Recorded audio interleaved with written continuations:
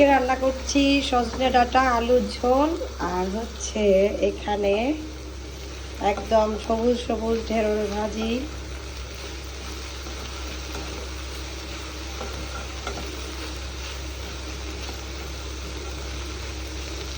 এটা হয়ে গেছে অলমোস্ট, আর এটা কষাচ্ছি। এখানে সব মাংসের মশলা দেওয়া আছে, কষায় তারপর পানি দিয়ে একটুখানি ঝোল করে রান্না করব।